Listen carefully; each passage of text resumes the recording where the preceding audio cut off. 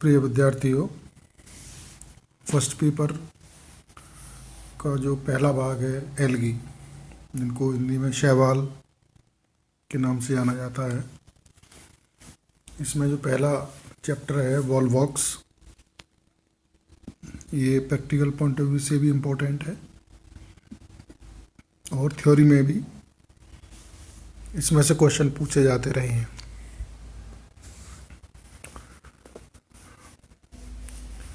Volvox को हम लुढ़कने शैवाल के नाम से भी जानते हैं।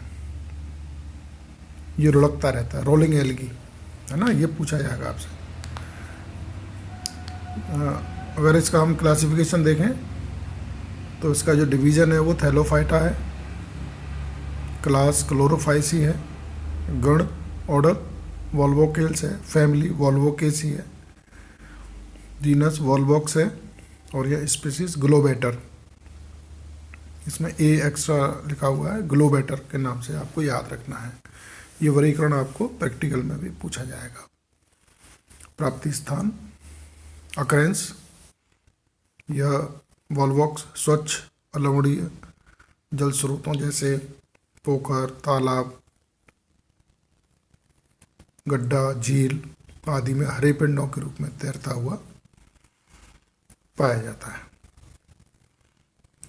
स्ट्रक्चर, अगर थैलस के स्ट्रक्चर की बात करें तो ये कॉलोनी में पाया जाता है तथा इसकी कॉलोनी को सिनोबियम कहते हैं। सिनोबियम में क्लेमाइडोमोनास के समान लगभग 500 तक कोशिकाएं जिलेटिनी पदार्थ से गोलाकार क्रम में लगी रहती हैं और प्रत्येक कोशिका के शीर्ष पर 2 कशाविकाएं होती हैं।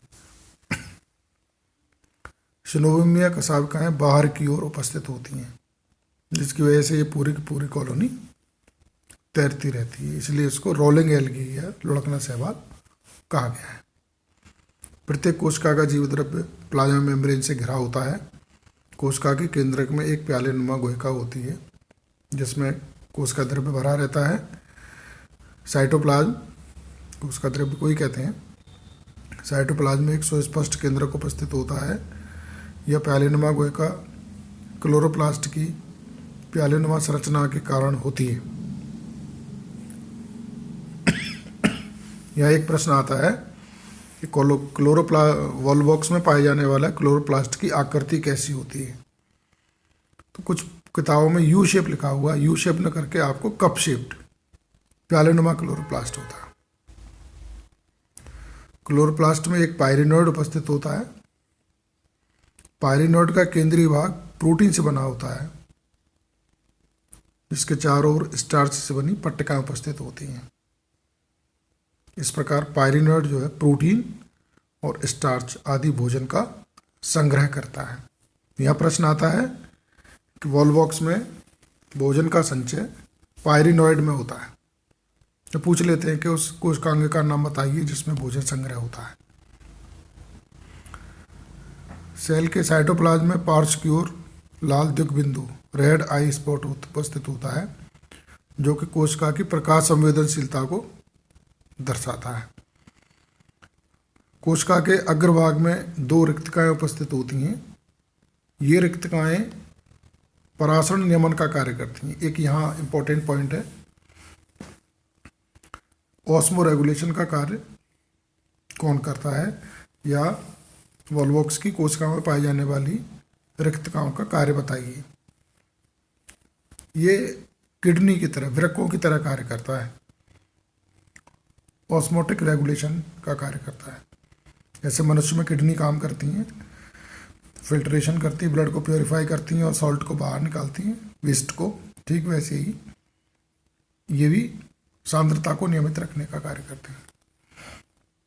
कोशिका के शीर्ष पर उपस्थित दोनों कशाविकाएं अपने अपने ब्लीफेरोप्लास्ट से विकसित होती हैं। सेल बायोलॉजी वाले चैप्टर में जब हम पढ़ेंगे तो ब्लीफेरोप्लास्ट आएगा, फ्लैजिला के बारे में, या कई उसकी रूट्स होती हैं जो इसमें धसी रहती हैं। ये भाग ब्लीफेरोप्लास्ट कहलाता है। सिनोबियम में जनन कोशिकाएं बहुत कम पाई जाती हैं। अधिकांश कोशिकाएं कायिक ही होती हैं, वेजिटेटिव होती हैं।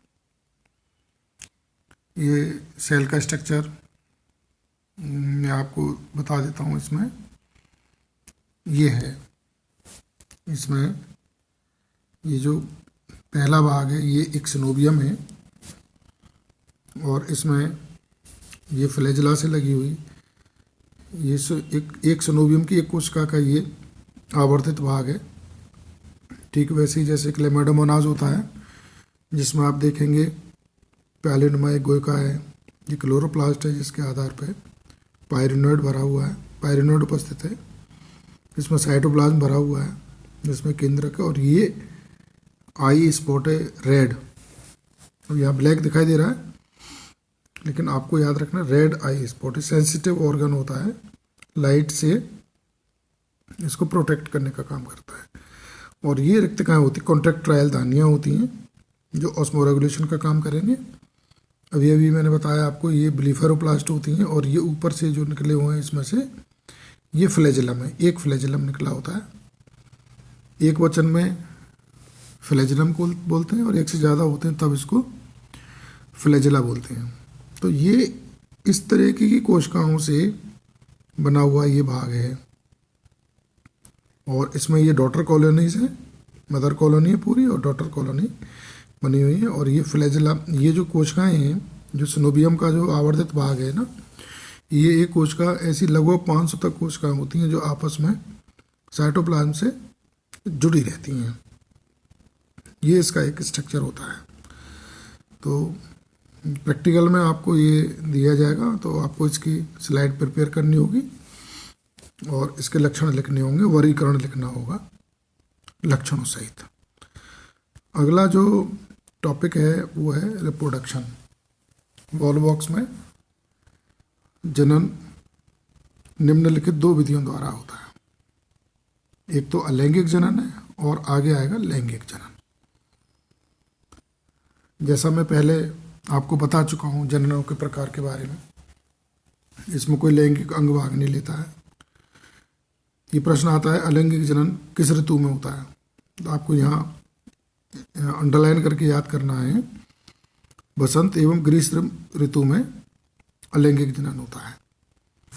सिनोमियम के पश्च भाग की कोशिका आकार में बड़ी हो जाती है तथा उसकी कशाभिका गिर जाती है, जैसे इस चित्र में दिखाया गया है। ये देखें आप, ये सिनोबियम का एक पार्ट है,